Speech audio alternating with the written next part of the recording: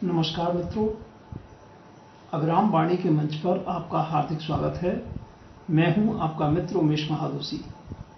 समकालीन लोककथा स्वर्ण जयंती आयोजन की आभासी यात्रा में हम प्रस्तुत करते हैं कार्यक्रम स्वर्ण जयंती लोककथाएं, यानी समकालीन लोककथा की 50 वर्षीय सृजन यात्रा और उसके परिणाम को प्रतिबिंबित करती लोककथाएं।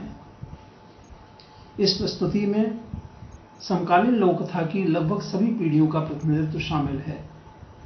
इस प्रस्तुति में हमारी दृष्टि एक ओर लघुकथा में अनुभूति की सघनता, बदलते जीवन मूल्यों की शाश्वतता और अपने समय की जड़ता को चुनौती देती अभिव्यक्ति पर है, तो दूसरी ओर विगत 50 वर्षों में समकालीन लोककथा के रूप स्वरूप में हुए परिवर्धन और परिवर्तनों का नोट लेना भी हम आवश्यक समझते हैं।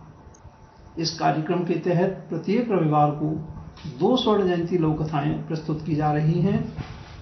निर्धारित समय है सायं 4 से 5 बजे के मध्य। उपलब्ध समय और प्रस्तुति की सीमाओं के दृष्टिगत हमने लोककथाओं का चयन अभिराम साहित्यिकी के समकालीन लोककथा स्वर्ण जयंती विशेषांकों से किया है। हम सब परिचित ही हैं कि इन विशेषांकों का संपादन वरिष्ठ लोककथा मर्मज्ञ डॉक्टर बलराम अग्रवाल जी के द्वारा किया गया है। चयनित लोककथा संबंधित विशेषांक में प्रकाशन के उपरांत ही इस कार्यक्रम में प्रसारित की जा रही है। हमारा यह भी प्रयास है कि इस प्रस्तुति की बहुसंख्यक लोककथाएं सामान्य पाठक की पसंद भी बन सकें। तो आइए हम सब आनंद लेते हैं समकालीन लोककथा स्वर्ण जयंती आयोजन का और सुनते हैं आज की प्रस्तुति में 2 स्वर्ण जयंती लोककथाएं। वाचन उमेश महादोशी यानी मेरे द्वारा किया गया है। तो आज की प्रस्तुति में पहली लोककथा है डॉक्टर जितेंद्र जीतू जी की तंदूरी औरत और दूसरी लोककथा है सुश्री सीमा जैन जी की सफलता के भाव। जीतू जी की लोककथा अभिराम साहित्यिकी के जुलाई-सितंबर 2021 तथा सीमा जी की लोककथा अक्टूबर-दिसंबर 2021 अंक में शामिल है। तो पहले प्रस्तुत है डॉक्टर जितेंद्र जीतू जी की लोककथा तंदूरी औरत। सन 2050 की एक सुहानी शाम एक संभ्रांत सी दिखने वाली औरत और एक पुरुष एक रेस्तरां में दाखिल होते हैं। वे कोने की एक मेज पसंद करते हैं और जाकर बैठ जाते हैं। वेटर उन्हें देखकर पास आकर मेन्यू रखता है। तुम्हारे यहाँ स्पेशल डिश क्या है? पुरुष मेन्यू की ओर कोई ध्यान न देकर वेटर से पूछता है। जी तंदूरी औरत, वेटर सिर झुकाकर उत्तर देता है। सुनकर पुरुष तो नहीं, औरत चौंकती है। तंदूरी औरत कब से डिश बन गई, वह सोचती है। 2 प्लेट तंदूरी औरत ले आओ, पुरुष ने ऑर्डर दिया। वेटर चला गया। रुको, औरत ने आवाज दी। वेटर मुड़ा। मेरे लिए सिर्फ एक सॉफ्ट ड्रिंक लाओ। पुरुष के ऑर्डर में उसने संशोधन किया। क्यों, क्या तुम्हें भूख नहीं है? पुरुष ने पूछा। उत्तर में औरत ने नकारात्मक सिर हिलाया। अभी तो कह रही थी कि बहुत भूख लगी है, कुछ खिलाओ। पुरुष बोला। तुमने ये डिश पहले भी खाई है? उसने पुरुष से पूछा। कभी नहीं, पर खाने की इच्छा थी। 2-3 बार महानगर जाने का मौका मिला। वहां के होटलों में यह डिश बनती है, पर मैं वहां जा नहीं पाया, पुरुष ने बताया। वेटर ने डिश मेज पर सजा दी। पुरुष टूट पड़ा। वह स्वाद लेकर तंदूरी औरत खा रहा था। कैसी लग रही है? उसने पुरुष से पूछा। डेलिशियस, पुरुष चटकारे लेकर बोला। औरत की इच्छा कोल्ड ड्रिंक पीने की नहीं हुई।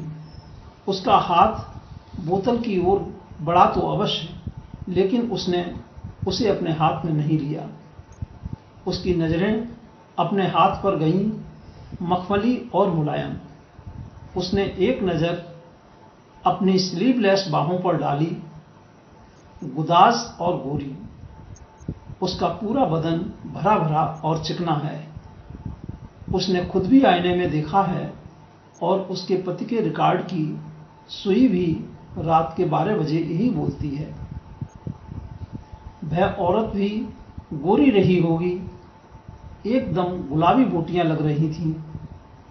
पहले कौन सा अंग काटा होगा? मुर्गा काटने वालों की तरह औरत काटने वाले भी होंगे। उसका पति कैसे चाव से खा रहा है। उसके शरीर में झुरझुरी दौड़ गई। उसने वेटर को बुलाया और ऑर्डर दिया, 2 प्लेट तंदूरी आदमी लाओ। वेटर खड़ा रहा।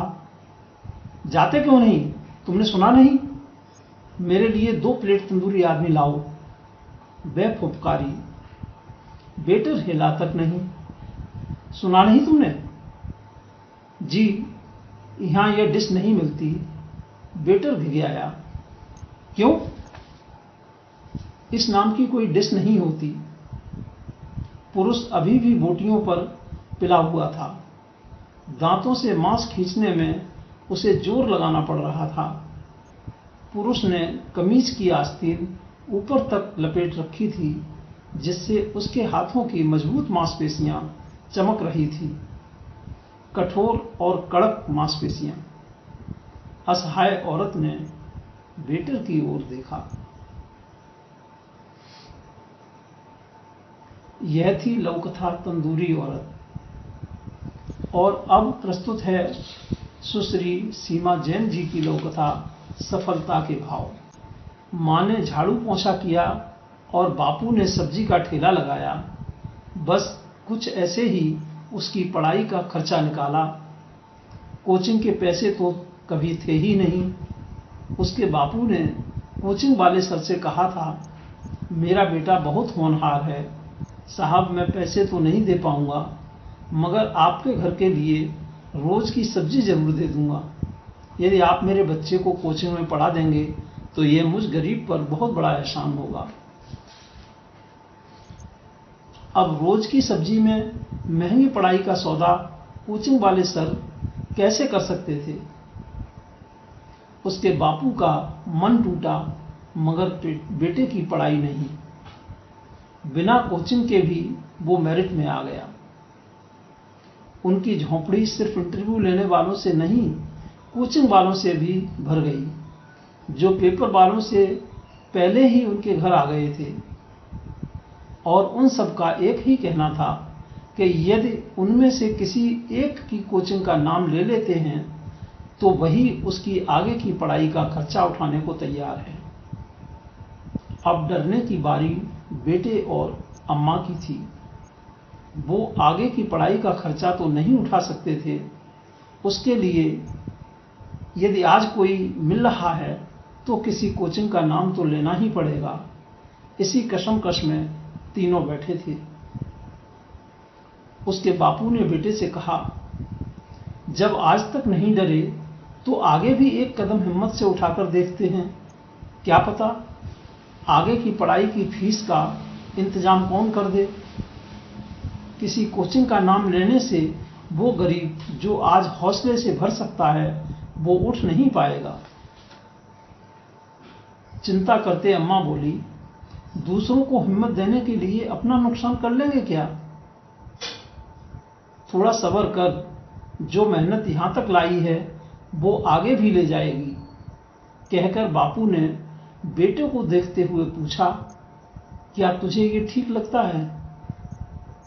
हाँ, यही ठीक है, मैं तैयार हूं, बेटे ने पक्के मन से जवाब दिया। आज के अखबार की खबर थी कि बिना कोचिंग के मेरिट में अपना स्थान बनाया है।